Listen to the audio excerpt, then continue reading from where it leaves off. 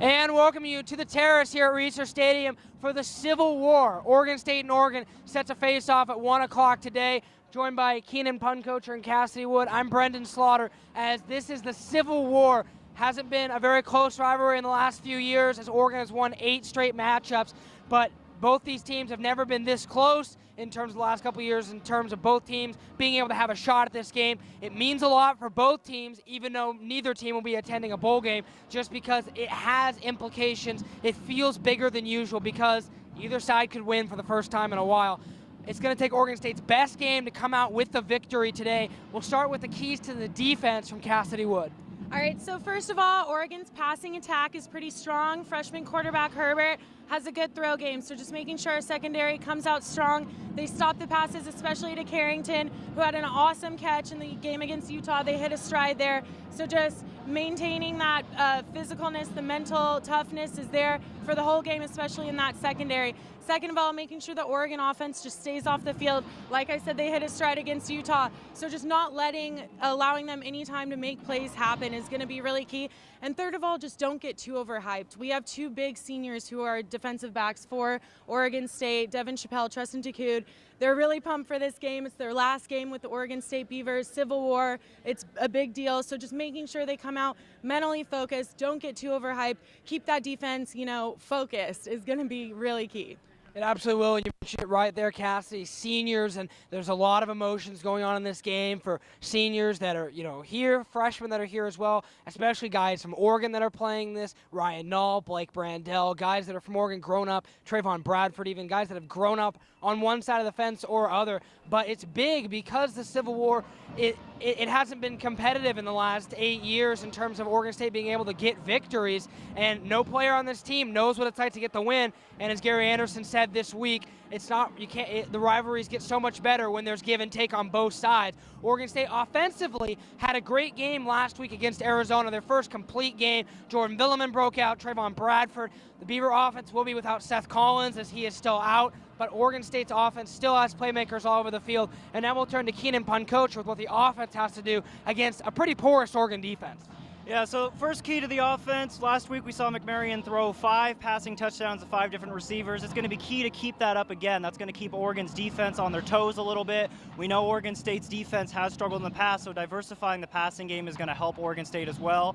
Secondly, limiting turnovers. It's a key all year, but especially today, because with Oregon, their defense may be their weakness, their offense is their strength. So to keep that Oregon offense, as Cassidy said, off the field is going to be key, including not giving the ball away to any freebies for Oregon. And then thirdly, let Ryan Nall loose. Last year we saw him, when he goes off, he can play well. When the Beavers have him and he's healthy, Beavers have the edge in the run game. So they just need to continue that momentum that they were able to let Ryan Nall multiple reps in against Arizona. Just keep giving him the ball and let him do his thing.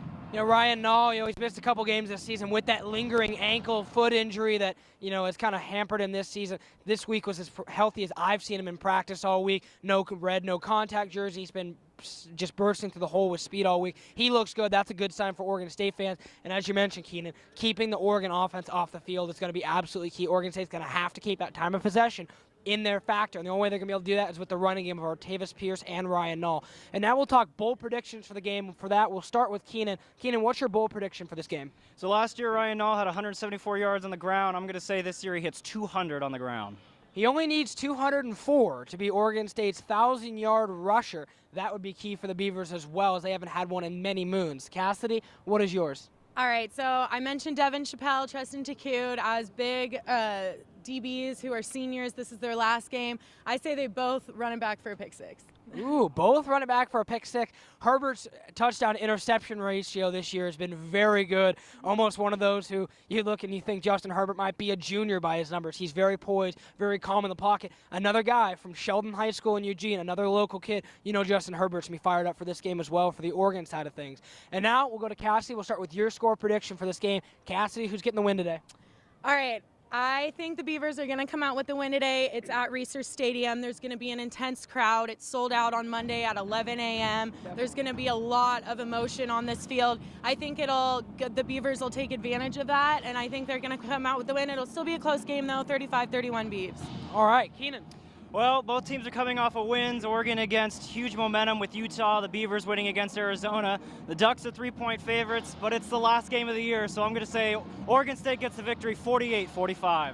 You know, I've been going back and forth all week. I've been saying, you know, from the beginning of the season when Oregon started to trail, that I thought this might be the year that Oregon State is able to beat them. Oregon beating Utah last weekend really knocked me off a little bit, because Utah's a good football program. That was a big win in a hostile environment. Justin Herbert finally played a really good defense and got some big wins, but he hasn't played in a big-time rivalry. Marcus McMaryion has. He played in the Civil War last year. The Beavers are a little bit better on defense than Oregon is as a whole, and I think they do get the win. Oregon State does break the streak. They're going to get the win 32-31. It is really close in this game, but man, it could go either way. It's a coin flip, but I'm sticking with the Beavs today. So now we'll kick it over to Brian Rathbone and Josh Worden for the rest of the OMN pregame show. All right, thank you, Brenden. We are here at Reser Stadium Field. My name is Josh Worden, joined by Brian Rathbone for the Orange Media Network football preview. It's the 120th Civil War today. We're going to do our little back and forth, 3 questions apiece for Brian and I. The first one for you, Brian. Last time Oregon State won a Civil War, 2007. Derek Doggett had an interception return for a touchdown. Now this season, Oregon State has a couple of strong defensive backs. There's good special teams players on each side. Will there be a non-offensive touchdown by either team today? I think there will be, if I'm being quite honest. I think today you have 2 kind of young, inexperienced quarterbacks. I know they've had a couple starts, but they're still relatively young. This is going to be a big game for just atmosphere-wise that I think someone's going to make a little mistake. If I had to guess, I'm going to guess it's going to be a defense touchdown. Okay. And I think Oregon State's going to get it. All righty. My first question for you, Josh. Last week, Marcus McMaryion threw 5 touchdowns to only 3 incompletions. What's his touchdown to incompletion ratio going to look like today? I don't think it's going to be near 2 like it was against Arizona. You know, the defense was a little bit more porous against the Wildcats. I don't think Oregon's defense gets enough credit. It's obviously not been in the upper echelon of the Pac-12, but they still got a lot of good playmakers in that team. We'll say 2 to 11, 2 touchdowns, 11 incompletions, something along those lines. That's my prediction. About 1-to-1, about 1-to-1 every 2.5. Some along, yeah, there you go. All right. Now, next question for you. Last week, 5 different Oregon State players caught a touchdown against Arizona. No Seth Collins again this week. Which wide receiver is going to step up for OSU, or is it just going to be across the board again like last week? I don't know if we'll see 5 different touchdowns from 5 different players. I think that's pretty rare. Even just 5 touchdown passes in a game that's pretty remarkable. But if I had to guess who's going to click, I'm going to guess Jordan Villeman. I'm going to stick with it. He busted out last week, had a great game, had his first touchdown of the year. So I think he's going to continue. I think he's really hyped for this game. I think, you mentioned Seth Collins still being out. I think he kind of, he is playing for Seth a lot. So I think he's going to continue to step up. I'm going to stick with a Marcus McMaryion question. Yeah.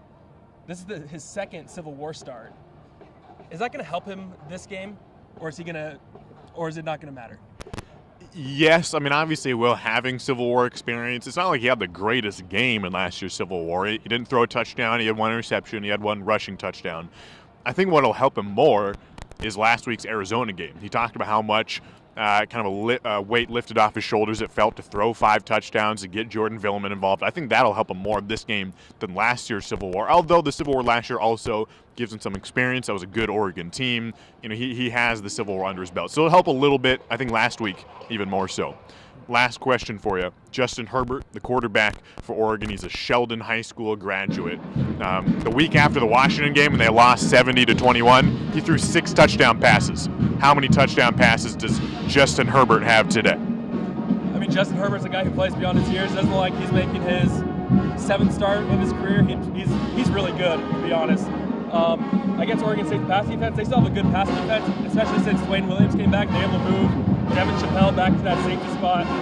But I still think he's going to throw quite a few. I think he throws at least 3. All right, Josh, final question. 2 of the top running backs in the conference, Ryan Nall and Royce Freeman, square off today. Who rushes for more yards? It's interesting. They have very similar numbers. They ran for about the same amount of yards in last year's Civil War. They have about the same yards per carry in this year's whole season. Very similar numbers. I think just because Oregon spreads it around a little bit more and they have 4 different guys who get carries, I'm going to say Ryan Nall. Oregon State spreads around too. They'll give Artavis Pearson playing time, but I think Nall will get the majority of the carries. So I'm going to say Ryan Nall. Is he going to get 200 yards? I don't think so, but I think Freeman's not going to get above 75, 80 is my guess. So I'll say Ryan Nall. All right, last thing, score predictions. Brian, it's the last time we're going to do score predictions at the season finale for Oregon State. Who's going to win and what is going to be the score today in the Civil War? Man, talk about a close matchup that you want to see in these rivalry games. And you'd like to see both teams have a little better records going into this game, but records don't matter right now. This is for pride, and I see this being a very, very close game. But I have Oregon State ending the 8-year losing streak, winning 37-31. 37-31 Oregon State. I didn't know that was going to be a prediction. I actually have the exact same score, 37-31 in favor of Oregon. Interesting. I have the Ducks winning today. I think Oregon State has improved this season. I think they're a better team than last year. They're just not quite there yet, and Oregon is a good team. They beat Utah, number 12 in the nation, last week on the road. I still think Oregon's got it. If Oregon State wins, I will not be surprised. I will not be surprised, but I'm picking Oregon 37-31. All right, thank you, Brian, also for Brenden Slaughter, Keenan Puncocher, Cassidy Wood. My name's Josh Worden. You can listen to the game, the play-by-play on the radio on KBVR at kbvr.com/listen or 88.7 FM. Thanks for watching the Orange Media Network football preview. You can also watch the recap after the game right here at Reser Stadium. Thanks for watching.